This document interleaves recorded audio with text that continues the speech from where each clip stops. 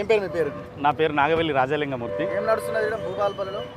భూపాలపల్లిలో అంటే ఇదివరకు ఈ ఉత్తర తెలంగాణలో జయశంకర్ జిల్లాలో ఇదివరకు ఎప్పుడు కానీ ప్రభుత్వానికి యాంటీగా ఉంటుంది. ఇదివరకు చూస్తే ఇక్కడ కాంగ్రెస్ వాళ్ళకే గెలిపించడం జరిగింది. ఇక్కడ గెలిచినటువంటి వ్యక్తి తనకు వ్యాపారాలు ఉంటాయి, ఆయన వ్యాపారాలు అభివృద్ధి చేసుకోవడానికే, ఆయన ప్రజాసేవ కాదు, దానికోసం అధికార పార్టీలకు వెళ్ళిపోవడం జరిగింది. అధికార పార్టీలో కేసీఆర్ కదా ఏ విధంగా అవినీతి కుంభకోణాలు చేస్తున్నారో ఇక లోకల్ ఎమ్మెల్యే గారు చూస్తే అదే ఫంద మొదలుపెట్టిండు. భూ అక్రమాలు, భూ కబ్జాలు, పామాయిల్ ప్లాంట్ అనేది ఒక 440 కోట్లతోటి ఒక పెద్ద ప్రాజెక్ట్ వచ్చింది. తన కొడుకు గౌతమ్ రెడ్డికి ఇచ్చిండు.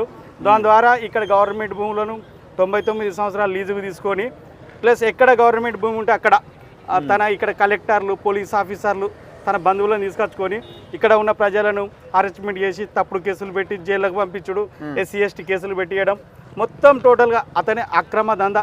కేసీఆర్ కదా ఎట్లా నిర్బంధ పాలన చేసిండో భూపాలపల్లికి గండ్రరమణారెడ్డి ఒక సీఎం లెక్క తన బంధువుల SP క్యాడర్, కలెక్టర్ క్యాడర్ కానుంచి తన బంధువులను తెచ్చుకొని ఇక్కడ మొత్తం హింసించుడు పెట్టిండు. అక్కడ ఇప్పుడు ఈ తెలంగాణలో ఎట్లా ఉందంటే ఉత్తర తెలంగాణలో కేసీఆర్ పైన మొత్తం పూర్తి వ్యతిరేకత ఉన్నది, ప్లస్ ఇక్కడ ఎమ్మెల్యే పైన పూర్తి స్థాయి వ్యతిరేకత ఉన్నది.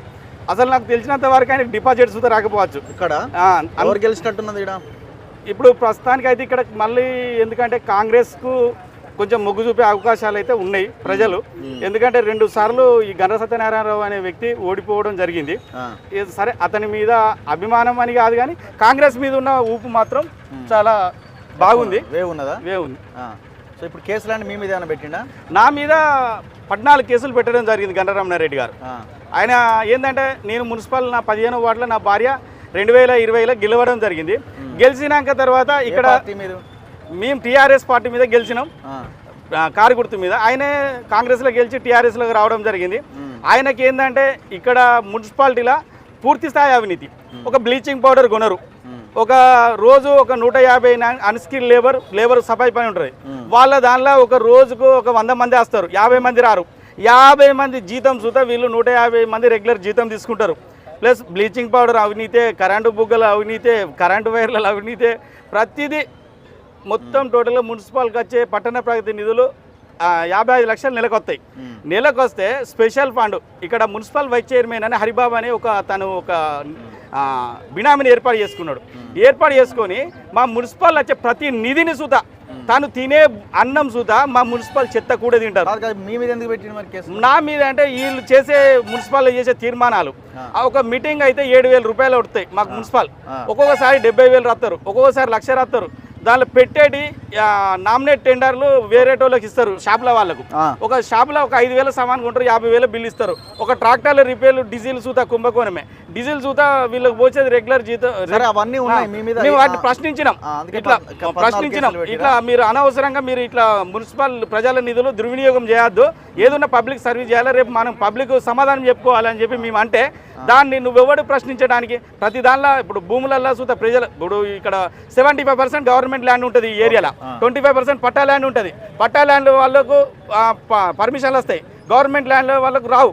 దానిలో ఎవరైనా ప్రతిపక్ష పనులు ఉన్నదంటే వాళ్ళ ఇల్లును కూలగొడుతున్నారని వాళ్ళ దగ్గర 2 లక్షల రూపాయలు ఇంటికి అసెస్మెంట్, సెల్ఫ్ అసెస్మెంట్ నెంబర్ ఇచ్చి 2 లక్షల రూపాయల దాకా వసూలు చేస్తారు. ఇది కరెక్ట్ పద్ధతి కాదని ప్రశ్నించినందుకే నువ్వే భూ కబ్జాలు చేస్తానని చెప్పి నాకు ల్యాండ్ గ్రాబర్ కింద నన్ను సృష్టించి ఒక్క గుంట సుతా నేను చేస్తే ఈ అంబేద్కర్ కాడ నేను చెప్పులు మెడకేసుకుని అదే గండ్రరమణారెడ్డి వేసుకోవాలి.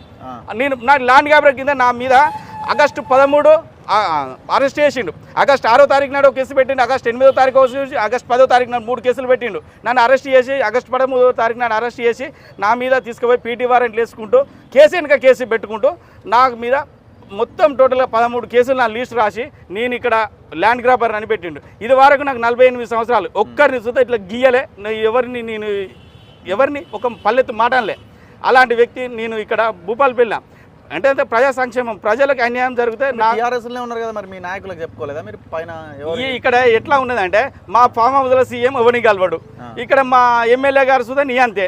సేమ్ ఫామ్ హౌస్లో ఆయన పండి ఎట్లా పరిపాలన చేస్తాడో దేశం అంతా రాష్ట్రం అంతా అట్లా తయారైపోయింది. మేము ఎవరిని చెప్పుకునే దిక్కు లేదు. ఎన్ని రోజులకు వచ్చి జైలు నుంచి 98 రోజులకు వచ్చిన. 98 రోజులు ఎందుకుంటారు? 98 అంటే నాకు పీడీ యాక్ట్ నేను పోయినాక 18 రోజులకు పెట్టడం జరిగింది. నేను అందులో పోయినాక PT వారెంట్ వేసినాక తర్వాత 18 రోజుల తర్వాత పీడీ యాక్ట్ చేసిండ్రు. పీడీ యాక్ట్ చేసినాక తర్వాత 78 రోజులది. నాకు హైకోర్టు మొత్తం టోటల్ నా కేసులు ఈ నిర్బంధించవలసిన కేసులు కాదు, ఈ మామూలు కేసులు, ఈ పీడీ యాక్ట్కు సంబంధించినవి కదా, మొత్తం కేసులు అన్ని తీసేసి నాకు రిలీజ్ చేయడం జరిగింది. మీరు మరి టీఆర్ఎస్లో ఉండగా మీరు కేసులు ఎదుర్కొన్నారు. టీఆర్ఎస్లో ఉండే కేసులు ఎదుర్కొన్నాం. ఓకే. ఇప్పుడు మేము వాస్తవానికి ఏంటంటే ఇప్పుడు టీఆర్ఎస్ను ఎందుకు గెలిపించినామంటే అప్పుడు నీళ్లు నిధులు నియామకాలు అన్నోళ్ళ అందరం పని చేసినాం, ఉద్యమం చేసినాం. ఇక్కడనే పక్క పోండి 900 రోజులు టీఆర్ఎస్ని గెలిపియలే కదా ఇక్కడ మొన్న గెలిపియాలి మేము ఇచ్చినాం. కానీ ఈయన వ్యాపార అభివృద్ధి కోసం గండ్ర వెంకటరామరెడ్డి అధికార పార్టీలోకి వచ్చిండు. తన అధికార దాహంతో తన భార్యను టీఆర్ఎస్ జిల్లా అధ్యక్షులు చేసుకున్నాడు, భార్యను జిల్లా పరిషత్ చైర్మన్ చేసుకున్నాడు. మొత్తం టోటల్గా తన అభివృద్ధి వ్యాపారాల కోసమే వచ్చిండు. ఇక్కడ రక్త మాంసాలు తిన్నాడు.